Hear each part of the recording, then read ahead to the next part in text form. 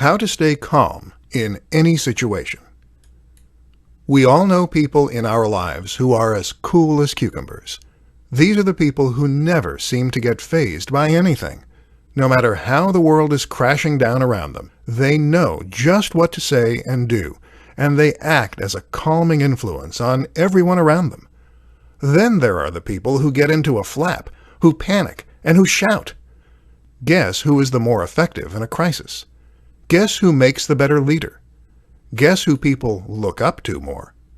So, staying calm in any situation is an incredibly useful skill to have.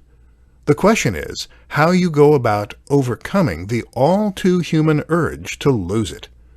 In this presentation, we'll go over some simple steps you can take to keep your cool. Breathe. The first thing you need to do is to breathe. Recognize that the reason you're panicking is that you have gone into fight or flight.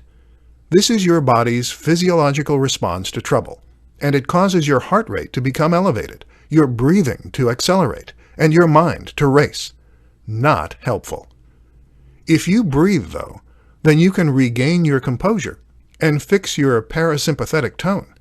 In plain English, you can trigger your rest and digest state, which is the polar opposite of fight or flight. To get into this zone, you're going to use something called belly breathing. Breathe by expanding your gut first, and that way you can fill your lungs more completely, starting at the bottom. Breathe in and out for a count of 3 on each. Take a step back. The next step is to try and get your head in the game by removing your emotional response. You might be scared, worried for a friend, or upset. None of these things will help. So instead, take a step back and try to imagine what someone who wasn't you would do in this situation. What would James Bond do? Assess the situation in a more removed manner, and you'll come up with a better solution. Assess what needs to be done.